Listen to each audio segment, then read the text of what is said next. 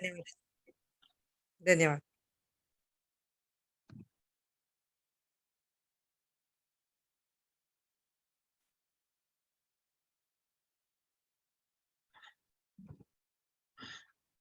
ओम नमो भगवते वासुदेवाय। ओम नमो भगवते वासुदेवाय। ओम नमो भगवते वासुदेवाय। ओम नमो भगवते वासुदेवाय। ओम नमो भगवते वासुदेवाय। ओम नमो भगवते वासुदेवाय।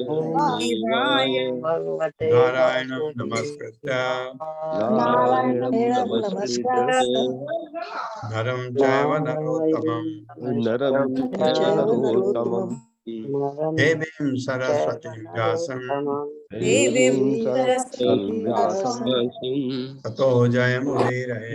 ततो जयमुदीरये। नष्टप्रायेषु अभद्रेषु नष्टप्रायेषु नित्यं भागवत सेवया भागवत सेवया भगवते उत्तमा श्लोके भगवते उत्तमश्लोके भक्तिर्भवति नैष्ठिकी। भक्तिर्भवति नैष्ठिकी। हरे कृष्णा। आप सबका स्वागत है। हरे कृष्ण प्रभु जी, साष्टांग दंडवत प्रणाम। 23वें श्लोक से आगे बढ़ते हैं। यत् न ब्रजन्ति अघविदो रचनानुवादा। या रचनानुवादा। यत् न ब्रजन्ति अघविदो रचनानुवादा शृण्वन्ति ये अन्य विषयाः कुकथा मतिग्नीः। यास्तु श्रुता हतभगैर्निभृतात्सारा तान् क्षिपन्ति अशरणेषु तमः सुहन्तः। कोशिश करते हैं मेरे साथ। यत्न ब्रजन्ति अगविदो रचनानुवादात् यत्न ब्रजन्ति अगविदो रचनानुवादात्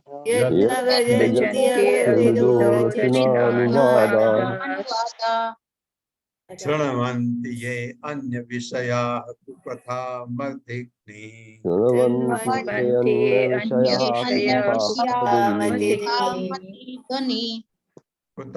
कुकथा मतिग्नीः। यास्तु श्रुता हत भगैर निर्भीर आत्सारा। यास्तु श्रुता हत भगैर निर्भीर आत्सारा।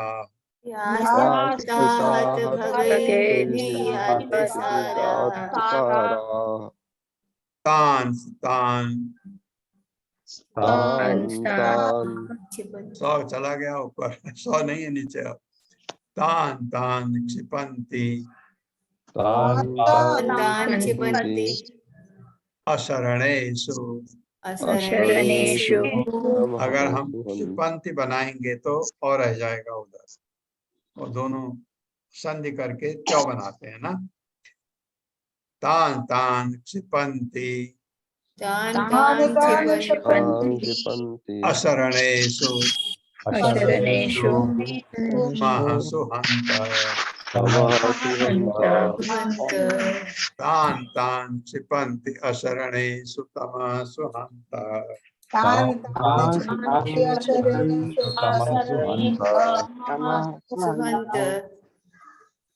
शब्दार्थ है यत् ना कभी नहीं ब्रजन्ति पहुंचते हैं अगविदः सभी प्रकार के पापों के विनाशक रचना सृष्टि का अनुवादात कथन की अपेक्षा शृण्वन्ति सुनते हैं ये जो अन्य दूसरों विषय कुकथा बुरे शब्द मतिघ्नी बुद्धि को मारने वाली या जो तु लेकिन श्रुता सुना जाता है।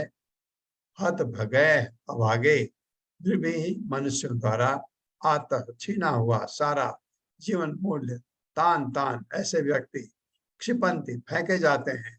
अशरणेषु समस्त आश्रय से विहीन तमासु संसार के सबसे अंधेरे भाग में अंत आए। यह अति शोचनीय है कि अभागे लोग वैकुंठ लोक के विषय में चर्चा नहीं करते,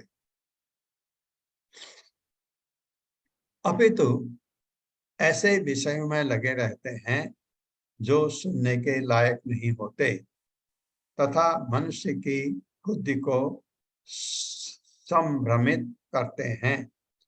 जो लोग वैकुंठ के प्रसंगों का त्याग करते हैं तथा भौतिक जगत की बातें चलाते हैं, वे अज्ञान के गहनतम अंधकार में फेंक दिए जाते हैं। मेरे साथ पढ़िए। यह अति शोचनीय है कि अभागे लोग वैकुंठ लोकों के विषय में चर्चा नहीं करते, अपितु ऐसे विषय में लगे रहते हैं जो सुनने के लायक नहीं होते तथा मनुष्य की बुद्धि को संभ्रमित करते हैं। जो लोग वैकुंठ के प्रसंगों का त्याग करते हैं तथा भौतिक जगत की बातें चलाते हैं, वे अज्ञान के गहनतम अंधकार में फेंक दिए जाते हैं।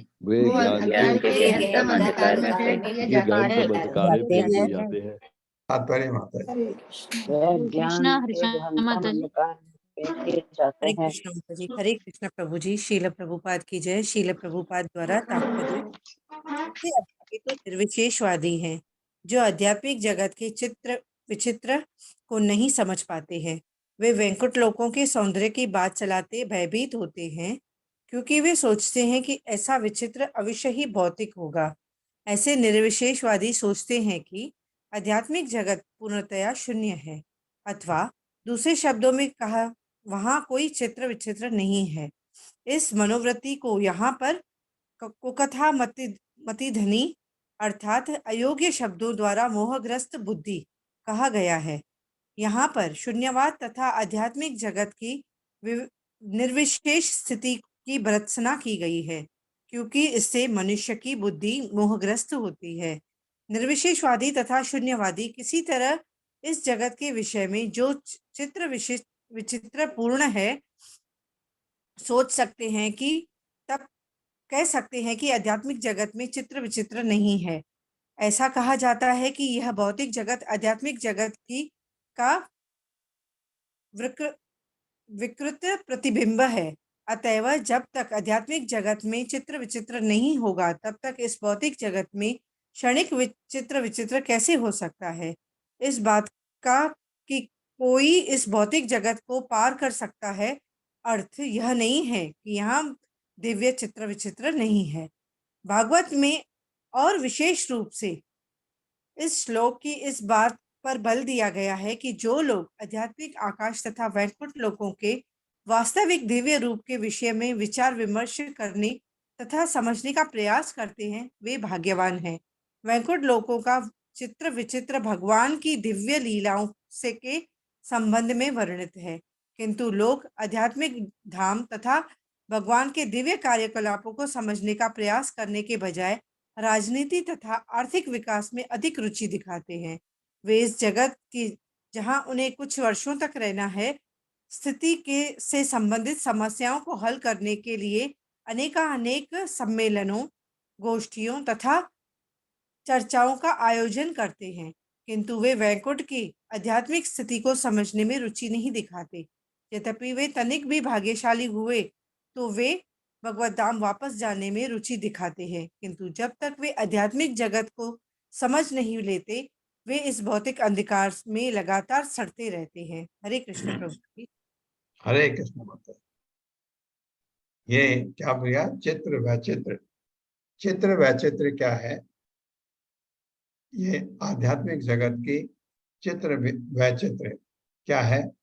ये स्पिरिचुअल वेरीगेटेडनेस, जिसको कहते हैं आध्यात्मिक विभिन्नता। मतलब आप देखते हैं ना, यहाँ भौतिक जगत में आपको दिखता है कहीं कोई बड़ी रमणीय जगह होती है, नीचे सरोवर है, चारों तरफ बहुत अच्छे पौधे लगे हैं, फल लगे हैं, फूल लगे हैं, और अब पीछे पहाड़ी है, पहाड़ी के और पीछे, और अच्छा बताऊं आपको, स्नो कैप माउंटेन है, बर्फ से ढकी हुई के पर्वत हैं, और आगे ऐसा आपको लगता है एक रेनबो भी आया हुआ है, एक धनुष भी बना हुआ है, और इस तरह से बड़ी आपको लगता है अरे ये तो बड़ा कितना सुंदर दृश्य है।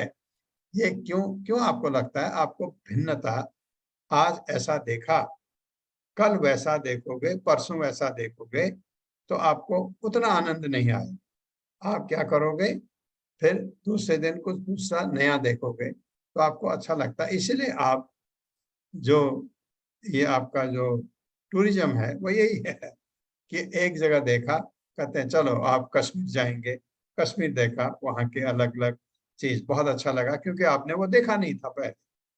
वो आपके लिए वेरीगेटेडनेस है, एक विचित्रता है।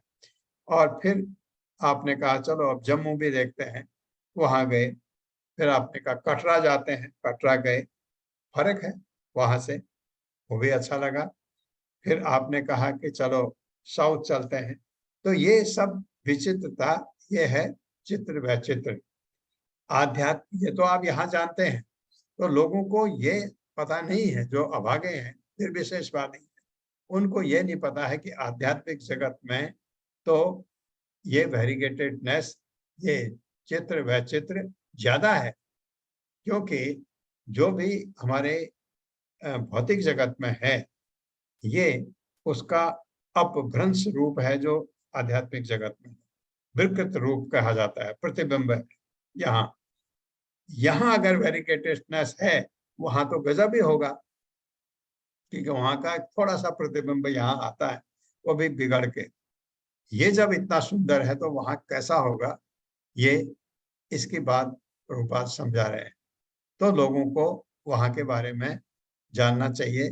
जैसे मैं आपको कह रहा था, एक आप गए, एक तरफ एक रंग है पत्तियों का, और उसके दूसरे पहाड़ी की तरफ गए और रंग बिल्कुल फर्क है।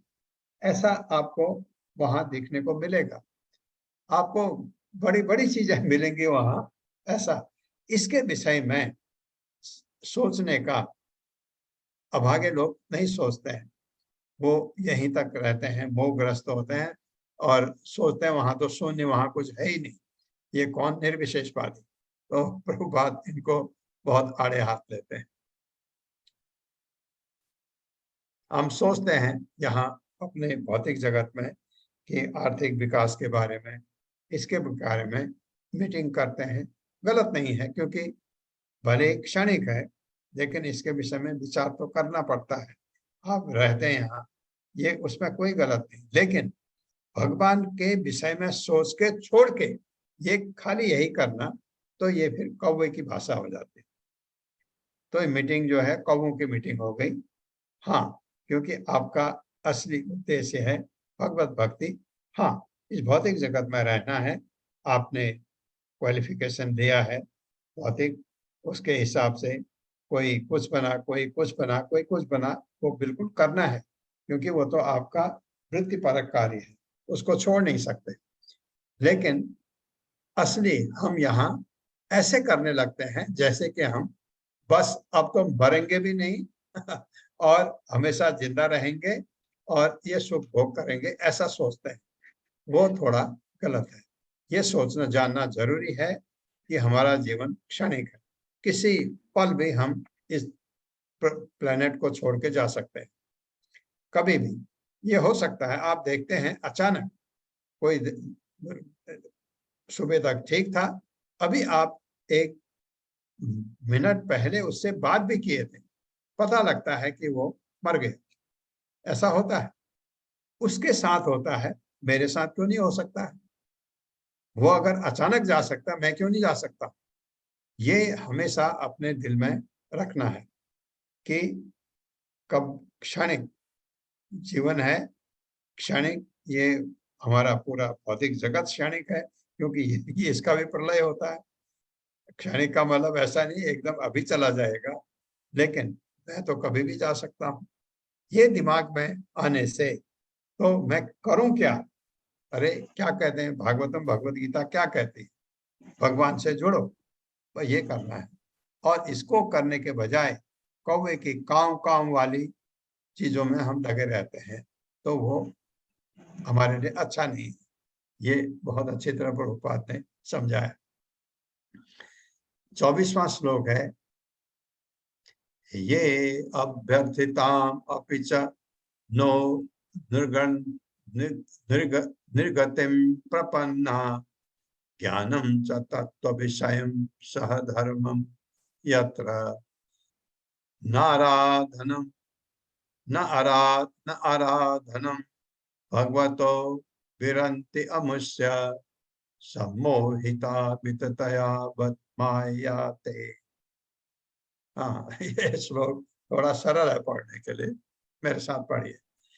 ये अभ्यर्थिता अपि च नो निर्गन्ति प्रपन्ना ये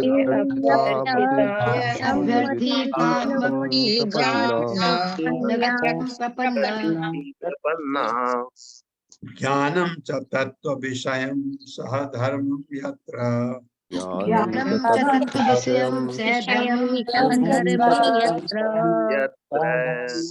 न आराधनम भगवतो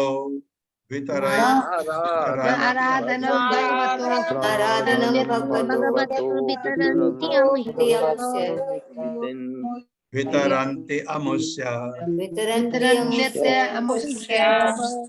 सम्मोहिता विततया बद्मायाते।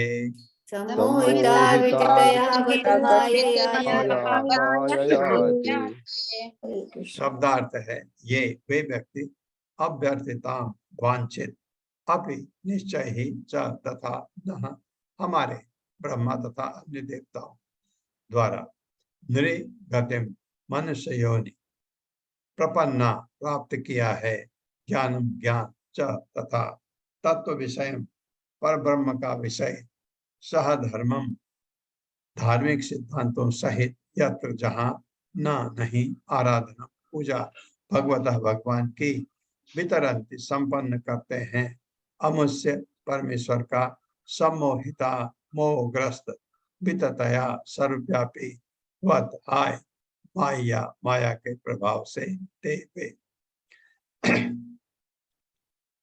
ब्रह्मा जी ने कहा, हे प्रिय देवताओं,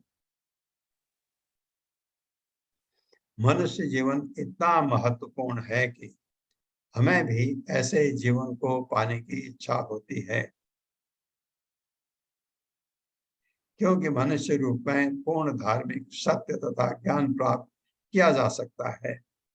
यदि इस मनुष्य जीवन में कोई व्यक्ति भगवान तथा उनके धाम को नहीं समझ पाता, तो यह समझना होगा कि वह बाह्य प्रकृति के प्रभाव से अत्यधिक ग्रस्त है।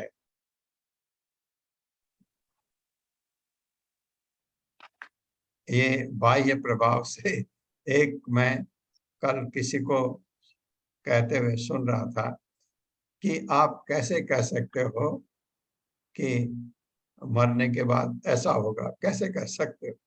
ये क्योंकि बिना पढ़े नहीं समझा जा सकता। वो भी मूर्ख लोग आपसे ऐसे प्रश्न पूछ सकते हैं। तो आपको उत्तर देने के लिए क्या है, आपके पास भगवत गीता है जिसमें भगवान कहते हैं ऐसा, तो उनको भगवत गीता पढ़ने के लिए कहिए, तब हम आपसे बात कर सकते हैं। क्योंकि दोनों का स्तर नजदीक नजदीक हो तो आदान प्रदान बातों का अच्छा हो सकता है। मेरे साथ पढ़िए। ब्रह्मा जी ने कहा, ब्रह्मा जी ने कहा, हे प्रिय देवताओं, हे प्रिय देवताओं, मनुष्य जीवन इतना महत्वपूर्ण है कि मनुष्य जीवन इतना महत्वपूर्ण है कि हमें भी ऐसे जीवन को पाने की इच्छा होती है, हमें भी ऐसे जीवन को पाने की इच्छा होती है। क्योंकि मनुष्य रूप में क्योंकि मनुष्य रूप में पूर्ण धार्मिक सत्य तथा पूर्ण धार्मिक सत्य तथा ज्ञान प्राप्त किया जा सकता है। ज्ञान प्राप्त किया जा सकता है। यदि इस मनुष्य जीवन में यदि इस मनुष्य जीवन में कोई व्यक्ति भगवान तथा कोई व्यक्ति भगवान तथा उनके धाम को नहीं समझ पाता, उनके धाम को नहीं समझ पाता, तो यह समझना होगा कि तो यह समझना होगा कि वह बाह्य प्रकृति के प्रभाव से केवल बाह्य प्रकृति के प्रभाव से अत्यधिक ग्रस्त है। अत्यधिक ग्रस्त है। बहुत बार आप पढ़ते हैं कि देवता लोग भी तरसते हैं कि मनुष्य योनि मिल जाए। मनुष्य योनि में आप भक्ति करके भगवत धाम जा सकते हैं। ये जैसे ब्रह्मा कह रहे हैं, हम भी चाहते हैं कि मनुष्य रूप में आए। ब्रह्मा तो मनुष्य हैं, जीव तत्व तो हैं ब्रह्मा, लेकिन स्वर्ग से बहुत ऊपर है ब्रह्मा, और सबसे ऊंचे देवताओं में सबसे ऊपर ब्रह्मा जी। वो भी चाह रहे हैं मनुष्य रूप में आए तो आदमी भक्ति कर सकता है। अच्छा गुरु, देखिए जीवन का लक्ष्य क्या है। आप पैदा हो किसी ब्राह्मण के घर में। ब्राह्मण का मतलब समझ लीजिए, अब आप समझते हैं ब्राह्मण क्या होता है। नाम का ब्राह्मण नहीं, ब्राह्मण के घर में आप जन्म लें और आपको एक गुरु मिल जाए आपके जीवन में, बस यही तो चाहिए होता है। तो ये वो भी चाहते हैं ऐसे स्वर्ग के देवता, क्योंकि इतने ऐश्वर्य में हैं, वो ऐश्वर्य छोड़ना उसके लिए संभव नहीं है। काम भी दिया भगवान ने, वो करते हैं, लेकिन भगवान को मानते हैं, ये बड़ी बात है। तात्पर्य माता जी। हरे कृष्णा गोपाल झा प्रभु जी। हरे कृष्णा प्रभु जी, हरे कृष्णा माता जी, सभी को हरे कृष्णा। श्रील श्री प्रभुपाद जी की जय। श्रील श्री प्रभुपाद जी के द्वारा तात्पर्य, ब्रह्मा मनुष्य की दशा की अत्यधिक निंदा करते हैं, जो श्री भगवान तथा उनके दिव्य धाम वैकुंठ में रुचि लेता है। ब्रह्मा एक मनुष्य जीव की कामना करते हैं। ब्रह्मा तथा अन्य देवताओं को मनुष्य की अपेक्षा अधिक उत्तम शरीर प्राप्त है, फिर भी ब्रह्मा सहित सारे देवता मनुष्य जीवन प्राप्त करना चाहते हैं, क्योंकि यह विशेष रूप से उसी जीवन के लिए होता है जो दिव्य ज्ञान और धार्मिक पूर्णता प्राप्त कर सके। एक जीवन में भागवत धाम वापस जाना संभव नहीं है, किंतु कम से कम मनुष्य जीवन में जीव को जीवन लक्ष्य को समझकर श्री कृष्ण भावनामृत शुरू कर देना चाहिए। कहा जाता है कि मनुष्य जीवन महान वरदान है, क्योंकि अविद्या के सागर को पार करने हेतु यह सर्वोपयुक्त नाव है। आध्यात्मिक गुरु को इस नाव का सबसे सामर्थ्य कप्तान नाविक माना जाता है, और शास्त्रों से प्राप्त जानकारी अविद्या के सागर पर तैरने हेतु अनुकूल वायु है। जो मनुष्य इस जीवन में इस सभी सुविधाओं का लाभ नहीं उठाता, वह आत्महत्या करता है। अतएव जो व्यक्ति मनुष्य जीवन में आकर कृष्ण भावनामृत शुरू नहीं करता, वह माया के वशीभूत होकर अपना जीवन गंवा बैठता है। ब्रह्मा ऐसे मनुष्य की स्थिति पर शोक व्यक्त करते हैं। हरे कृष्णा प्रभु जी।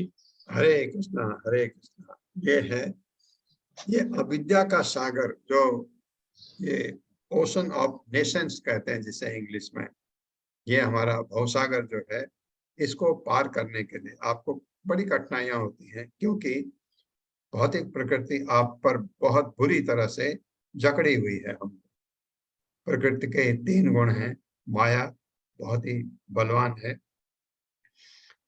माया दुर्गा नहीं है, लेकिन दुर्गा का रूप है माया। दुर्गा का एक रूप माया भी है, जो हमको इस भौतिक जगत से निकलने नहीं देती। और एक किसी बहुत महान पुरुष को का प्रवचन मैंने बहुत सालों पहले सुना था। उन्होंने कहा माया हमको जकड़ के रखती है, और वास्तव में सोचो तो माया हमको चप्पल मारती है।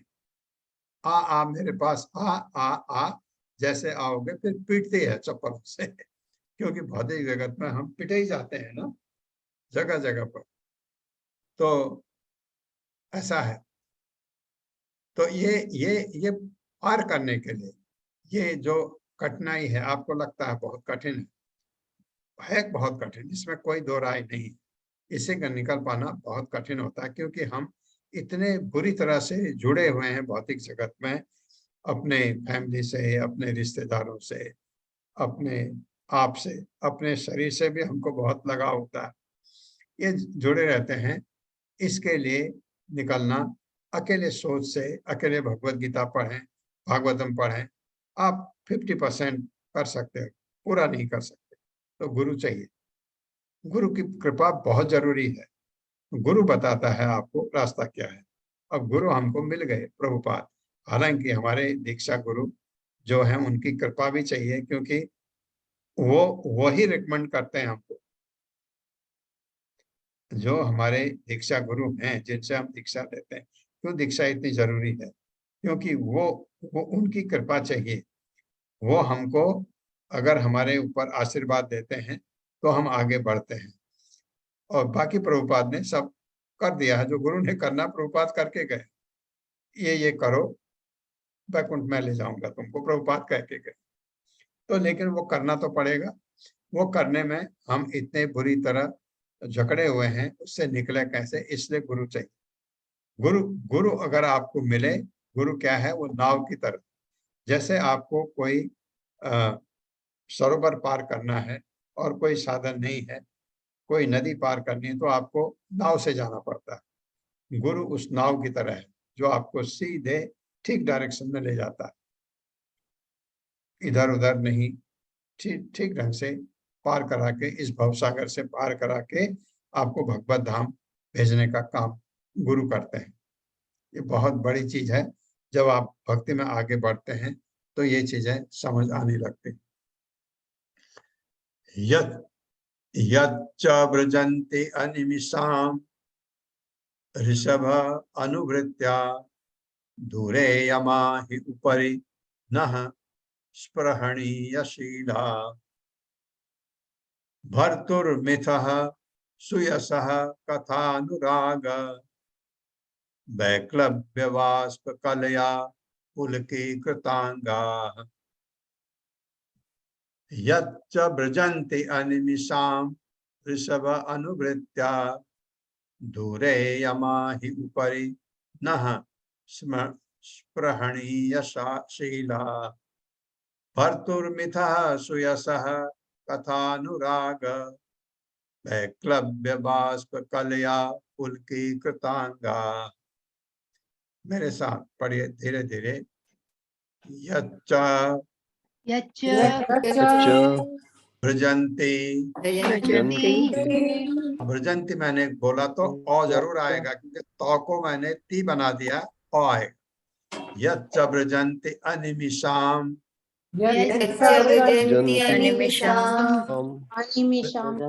ऋषभ अनुवृत्या यच्च व्रजन्ति अनिमिषाम्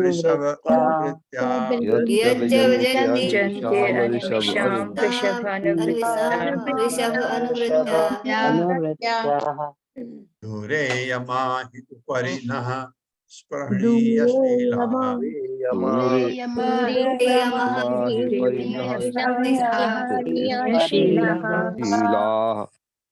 भर्तुम इतः सुयसः कथानुराग भर्तुर्मिथः सुयसः कथानुराग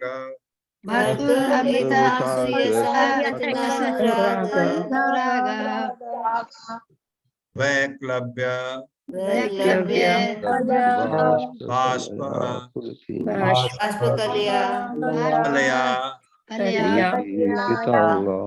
वैक्लव्य बाष्प कलया पुलकीकृतांगा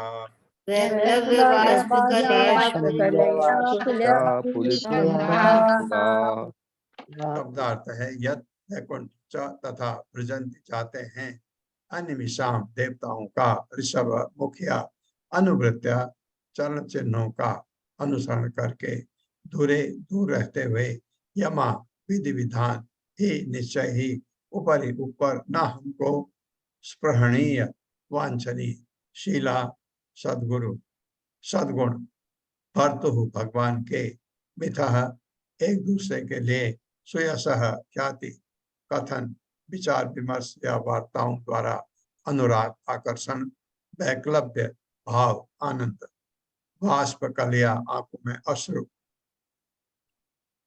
पुलकीकृत कांपते हुए अंगा शरीर आनंद भाव में जिन व्यक्तियों के शारीरिक लक्षण परिवर्तित होते हैं आनंद भाव कब जब आपको आध्यात्मिक आनंद मिलता भक्ति रसामृत सिंध में पढ़ा और जो भगवान की महिमा का श्रवण करने पर गहरी गहरी सांस लेते हैं तथा प्रस्वेदित हो उठते हैं मतलब पसीना आ जाता है वे भगवत धाम को जाते हैं प्रस्वेदित शायद पसीना ही होगा भले ही वे ध्यान तथा अन्य अनुष्ठानों की तनिक परवाह भी न करते हों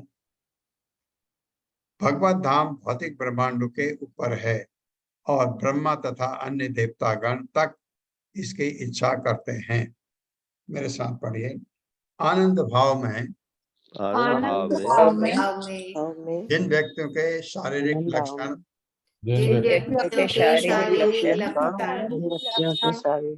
परिवर्तित होते हैं और जो भगवान की महिमा का श्रवण करने पर गहरी गहरी सांस लेने लगते हैं क्यों क्योंकि प्रेम हो चुका भगवान से तथा प्रस्वेदित हो उठते हैं वे भगवत धाम को जाते हैं भले ही वे ध्यान तथा अन्य अनुष्ठानों की तनिक भी परवाह न करते हों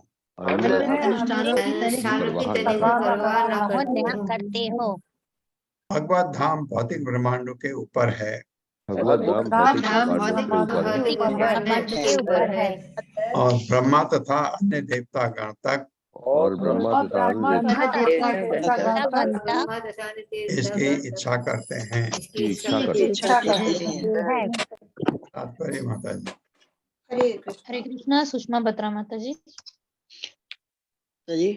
हरे कृष्ण प्रभु जी हरे कृष्ण माता जी प्रभुपाद जी की जय प्रभुपाद जी के द्वारा तात्पर्य यहाँ पर यह स्पष्ट कथन है कि भगवत धाम भौतिक ब्रह्मांडों के ऊपर है जिस प्रकार इस पृथ्वी के ऊपर लाखों उच्चतर लोक हैं उसी तरह आध्यात्मिक आकाश से संबंधित लाखों करोड़ों आध्यात्मिक लोक हैं ब्रह्मा जी यहाँ कहते हैं कि आध्यात्मिक जगत देवताओं के लोक के ऊपर है मनुष्य भगवत धाम में तभी प्रवेश कर सकता है जब उसमें वांछनीय गुण अत्यधिक विकसित हो भक्त में सारे सद्गुण विकसित हो जाते हैं श्रीमद् भागवत 5.18.12 में कहा गया है कि जो कृष्ण भावना भावित होता है वह देवताओं के सभी सद्गुणों से समन्वित होता है भौतिक जगत में देवताओं के सद्गुणों की अत्यधिक सराहना की जाती है जिस तरह जैसा तुम्हारा अनुभव है भद्र पुरुष के गुणों की सराहना अज्ञानी व्यक्ति या निम्न जीवन में रहने वाले की तुलना में अधिक की जाती है उच्चतर लोकों के देवताओं के गुण इस पृथ्वी के निवासियों के गुणों की अपेक्षा कहीं श्रेष्ठ हैं यहाँ पर ब्रह्मा जी इस पुष्टि करते हैं कि केवल वे ही व्यक्ति भगवत धाम में प्रवेश कर सकते हैं जिन्होंने वांछनीय गुण विकसित कर लिए हैं चैतन्य चरित्रामृत में भक्त के वांछनीय गुणों की संख्या 26 बतलाई गई है वे इस प्रकार है वह अत्यंत दयालु होता है वह किसी भी से झगड़ता नहीं वह कृष्ण भावनामृत को जीवन का सर्वोच्च लक्ष्य स्वीकार करता है वह सबों पर समभाव रखता है उसके चरित्र में दोष नहीं निकाला जा सकता वह उदार मृदु तथा सदैव भीतर बाहर से स्वच्छ रहता है। वह इस जगत में किसी वस्तु पर अपना दावा नहीं करता। वह सारे जीवों का उपकारी होता है। वह शांत रहता है और पूर्णतया कृष्ण के शरणागत होता है। वह निष्काम होता है। वह दीन विनीत सदैव स्थिर रहता है और उसने इंद्रियों के कार्यकलापों को जीत लिया होता है। वह शरीर के निर्वाह के से अधिक भोजन नहीं करता। वह भौतिक पहचान के पीछे पागल नहीं रहता। वह अन्यों को आदर देता मानप्रद है, मतलब मानप्रद है, किंतु अपने आदर का भूखा नहीं रहता, अमानी है। वह अत्यंत गंभीर, अत्यंत दयालु तथा सौहार्दपूर्ण होता है। वह कवित्वमय होता है। वह सारे कार्यों में दक्ष होता है और व्यर्थ चर्चा के समय मौन रहता है। इसी तरह श्रीमद् भागवत 3:25-21 में संत पुरुष के गुणों का उल्लेख हुआ है। कहा गया है कि भगवत धाम जाने का पात्र, भगवत धाम ऊपर है जाने पहली का लाइन। पात्र संत पुरुष अत्यंत सहिष्णु तथा समस्त जीवों पर अतीव दयालु होता है। वह पक्षपात नहीं करता। वह मनुष्यों तथा पशुओं दोनों ही के प्रति दयालु होता है। वह ऐसा मूर्ख नहीं होता कि मनुष्य नारायण या दरिद्र नारायण को खिलाने के लिए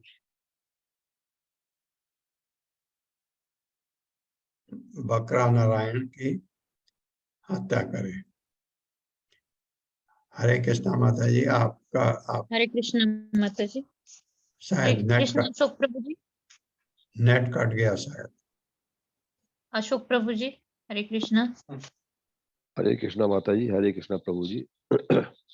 वो सारे जीवों के प्रति अत्यंत दयालु होता है, अतएव उसका कोई शत्रु नहीं होता। वो अत्यंत शांत रहता है। ये गुण उन पुरुषों के हैं जो भगवत धाम में प्रवेश करने के योग्य है। ऐसा व्यक्ति धीरे धीरे मुक्त होकर भगवत धाम में प्रवेश करता है। इस बात की पुष्टि श्रीमद् भागवत 5वें स्कंद के 5वें अध्याय के दूसरे श्लोक में की गई है। श्रीमद् भागवत में ही दूसरे स्कंद के तीसरे अध्याय के 24वें श्लोक में अन्यथा कहा गया है कि यदि कोई व्यक्ति निरपराध भाव से भगवान नाम का कीर्तन करने के बाद क्रंदन या शारीरिक परिवर्तन प्रदर्शित नहीं करता, नामापराध, तो समझना चाहिए कि वो कठोर हृदय है, जिससे उसका हृदय भगवान नाम का अर्थात हरे कृष्ण का उच्चारण करने के बाद भी नहीं बदलता। ये शारीरिक परिवर्तन भाव के कारण हो सकते हैं। जब हम निरपराध भाव से भगवान नाम हरे कृष्ण कृष्ण कृष्ण हरे हरे, हरे राम राम राम हरे हरे का कीर्तन करते हैं, यहाँ ये ध्यान रखना होगा कि हमें 10 अपराधों से बचना चाहिए। पहला अपराध है कि उन लोगों की बुराई करना जो अपने जीवन में भगवान की महिमा का प्रसार करना चाहते हैं। लोगों को परम पुरुष की महिमा समझने में शिक्षित किया जाना चाहिए। अतः जो भक्तगण भगवान की महिमा का प्रचार करने में लगे रहते हैं, उनकी बुराई कभी भी नहीं करनी चाहिए। ये सबसे भारी अपराध है। इसके अतिरिक्त विष्णु का पवित्र नाम सबसे अधिक शुभ मंगलमय नाम है और उनकी लीलाएं भी उनके पवित्र नाम से अभिन्न है। ऐसे अनेक मूर्ख हैं जो ये कहते हैं कि चाहे कोई हरे कृष्ण का कीर्तन करे, चाहे काली, दुर्गा या शिव के नामों का कीर्तन करे, क्योंकि ये सभी समान है। यदि कोई ये सोचता है कि पूर्ण पुरुषोत्तम भगवान का नाम तथा देवताओं के नाम एवं कार्यकलाप एक समान है, या यदि कोई व्यक्ति विष्णु के पवित्र नाम को भौतिक ध्वनि मानता है, तो यह भी एक अपराध है। तीसरा अपराध है भगवान की महिमा का प्रसार करने वाले गुरु को सामान्य मनुष्य समझना। चौथा अपराध है वैदिक ग्रंथों को यथा पुराणों या अन्य दिव्य शास्त्रों को सामान्य ज्ञान की पुस्तकों के रूप में मानना। पांचवा अपराध ये सोचना है कि भक्तों ने भगवान के पवित्र नाम को कृत्रिम महत्ता प्रदान की हुई है। असलर तथ्य तो ये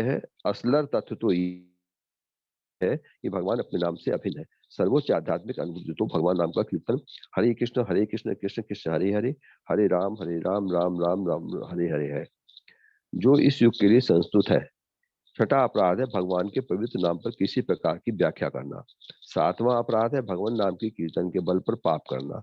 ये ज्ञात है कि मनुष्य एकमात्र भगवान नाम का कीर्तन करने से समस्त पापों से मुक्त किया जा सकता है, किंतु इसलिए यदि कोई ये सोचे कि वो सभी तरह के पाप कर्म करने के लिए स्वतंत्र है, तो ये अपराध का लक्षण है। 8वां अपराध है हरे कृष्ण कीर्तन की समता अन्य आध्यात्मिक कार्यों तथा ध्यान, तपस्या या यज्ञ से करना। इन्हें किसी भी स्तर पर समान नहीं बदलाया जा सकता।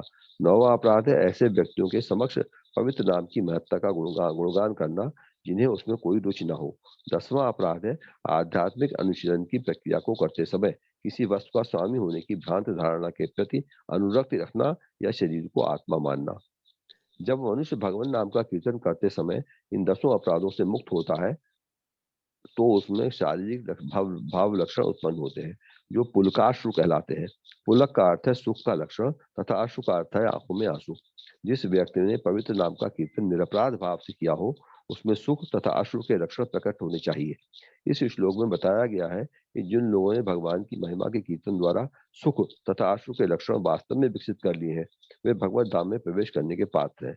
चैतन्य चरितामृत में कहा गया है यदि हरे कृष्ण कीर्तन करते समय किसी पुरुष में ये लक्षण विकसित नहीं होते तो समझना चाहिए कि अब भी वो अपराधपूर्ण है। इस संदर्भ में चैतन्य चरितामृत में एक सुंदर उपचार का प्रस्ताव है। आदि लीला में कहा गया है कि यदि कोई श्री चैतन्य महाप्रभु की शरण ग्रहण करता है और केवल भगवान नाम हरे कृष्ण का कीर्तन करता है तो वो सारे अपराधों से मुक्त हो जाता है। हरे कृष्ण प्रभु जी, हरे कृष्ण माता जी, बहुत बहुत धन्यवाद। ये एक चीज आपको बताता हूँ, जो जितने भी आप लोग माला जपते हैं, माला जपने से पहले 10 अपराध अवश्य पढ़ने चाहिए। 10 अपराध इस्कॉन ने छोटे करके लिखे हैं, जो प्रभुपाद ने अभी इसको विस्तार से समझाया है। तो ये 10 अपराध पढ़ने से, क्योंकि हमें याद रहता है ये हमने नहीं करना, तो इसमें जो और अपराध तो आप नहीं करेंगे, क्योंकि सबसे बड़ा ये है क्रिटिसाइज नहीं करना है। कभी कभी कभी आप देखेंगे किसी में अवगुण हो भी सकता है, हम उनके बारे में देखिए। ऐसा है जो जो ये भगवत भक्त होते हैं, बहुत कम उम्र के आप देखते हैं, घर छोड़ के, माँ बाप को छोड़ के, अपना नौकरी छोड़ के, सब त्याग करके वो मंदिर में भगवान की सेवा करने के लिए ज्वाइन करते हैं। उससे अपने को कंपेयर करिए, आप कहाँ हो। हम तो उसके पैर के नाखून के बराबर भी नहीं है, इतना त्याग है हम में, इसलिए वो पूजनीय है। कभी कभी मैं देखता हूँ लोग कहते हैं अरे वो कैसे बोलता है, वो कैसे बात करता है, ये भौतिक चीज है। बिल्कुल नहीं, वो महान पूज्य है। कोई भी हो, उसमें ये भौतिक अवगुण आपको दिख सकते हैं, नहीं, आध्यात्मिक ढंग से देखिए कि उसने कितना महान कार्य किया है। भगवान की सेवा करना अपने, देखिए कोई भी बच्चा अपने माँ बाप को त्याग के कहीं नहीं जाना चाहता, कोई भी, जब तक कि उसका माँ बाप से झगड़ा ना हो, बात नहीं मिलती हो, ये बात अलग है। लेकिन जो भगवान की भक्ति में लगा है उसमें तो ये गुण होते ही नहीं है, वो तो सबका आदर करता है। तो वो कितना चीज को त्याग करके, क्योंकि भगवत प्रेम हमारे भौतिक प्रेम से बहुत ऊपर है। अगर आप घर छोड़ जाते हैं, माँ बाप को छोड़ते हैं, लेकिन भगवान की सेवा करते हैं, गलत नहीं है। हाँ, माँ बाप को छोड़ के आप कोई और काम करते हो, वो गलत है। सबसे सर्वोपरि क्या है? भगवत सेवा। भगवान की सेवा करने के लिए कोई जाता है तो मैं एक कह रहा था, पहला जो दोष है ऐसे भक्तों की निंदा करना, क्रिटिसाइज करना, वो सबसे बड़ा जघन्य अपराध है। ये उस अपराध से आपने 3 साल से आप जप कर रहे हैं, आपने ऐसा किसी के लिए सोचा, उनमें से आपका ये सारा भक्ति जो की 3 साल की नीचे मिट्टी में, ये इससे बचना है आपको। एक दूसरा क्या है कि देवताओं को भगवान के तुल्य समझना। प्रभुपाद ने लिखा भगवत नाम देवताओं को सब एक तरह समझते हैं कुछ लोग। देवताओं के लिए मैं एक बात करता हूं कि भगवान देवताओं, उच्च देवता लीजिए, ब्रह्मा शिव जी को लीजिए, देवताओं को, जैसे ब्रह्मा शिव जी हम कहते हैं, इनको भगवान के बराबर समझना या भगवान से अलग समझना, भगवान के साथ है। अरे ब्रह्मा जी को भगवान ने तो कहा सृष्टि करो, ब्रह्मा जी ने शिव जी को कहा कि तुम संहार करोगे, ये तो भगवान के साथ है। भगवान के बराबर समझना या उनसे अलग समझना, ये भी अपराध। तीसरा अपराध है गुरु की अवज्ञा करना। गुरु की आप उन्होंने कहा 16 माला जपो, आपको दीक्षा दी 16 माला जपो, और ये 4 पाप नहीं करना, ये अगर आपने वो नहीं फॉलो किया तो आपका तो पतन होगा ही होगा। ये गुरु की अवज्ञा करना, गुरु के मतलब डिसोबे करना गुरु को। चौथा है जो हमारे ग्रंथ हैं, जो हमारे वैदिक ग्रंथ हैं, उनकी निंदा करना या उनसे लगे हुए जो जितने भी जो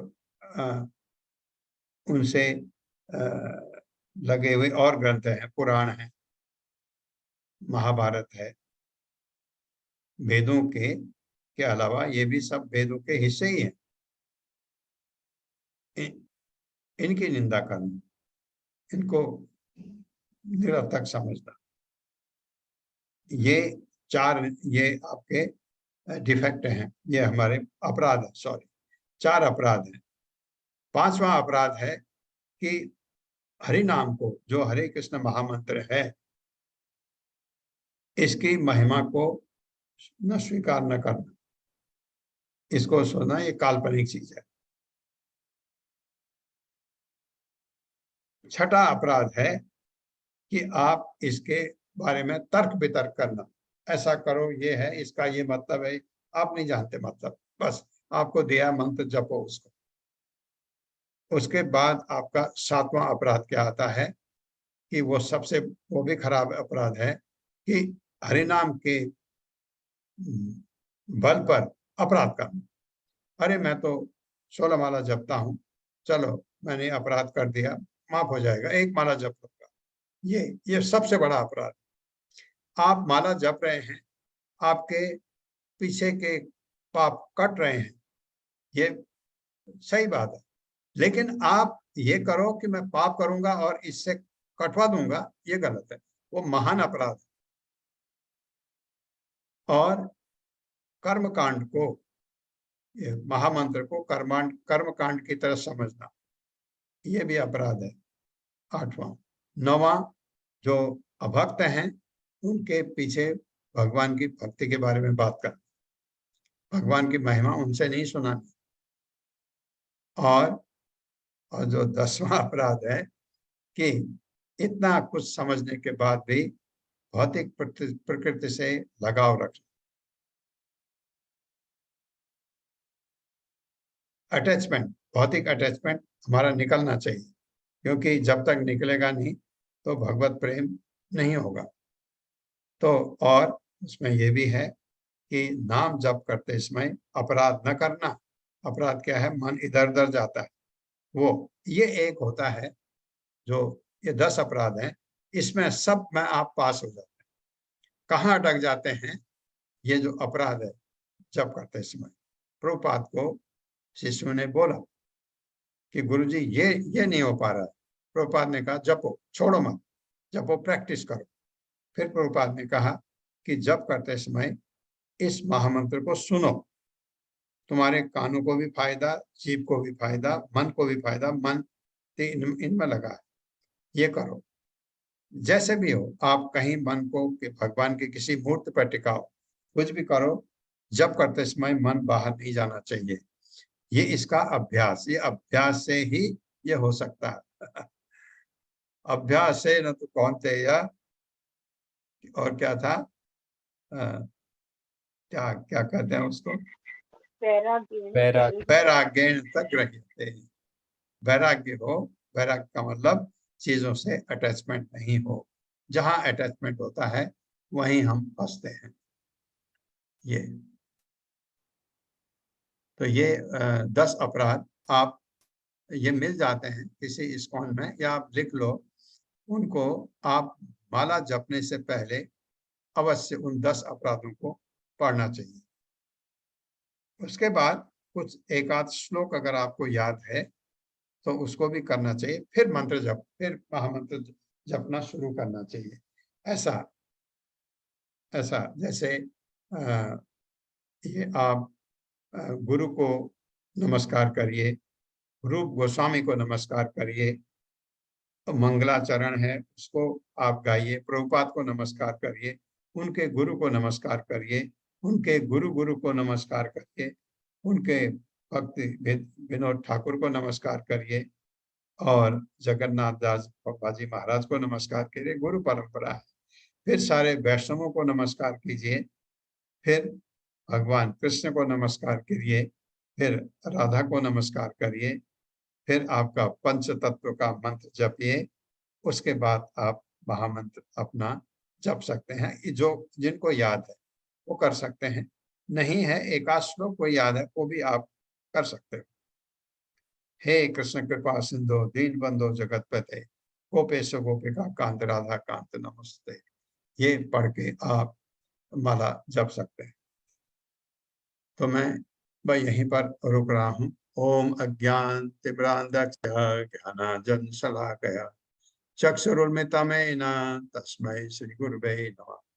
नमो विष्णुपादाय कृष्णप्रेष्ठाय भूतले श्रीमते भक्तिवेदांत स्वामिनिति नामिने। नमस्ते सरस्वती देवे गौरवाणी प्रचारिणे निर्विशेष शून्यवादी पाश्चात्य देशतारिणे। जय हो श्री कृष्ण चैतन्य प्रभु नित्यानंद श्री अद्वैत गदाधर शिवासादि गौर भक्तवृंद। हरे कृष्णा कृष्ण कृष्ण हरे हरे, हरे राम राम राम हरे हरे कृष्ण।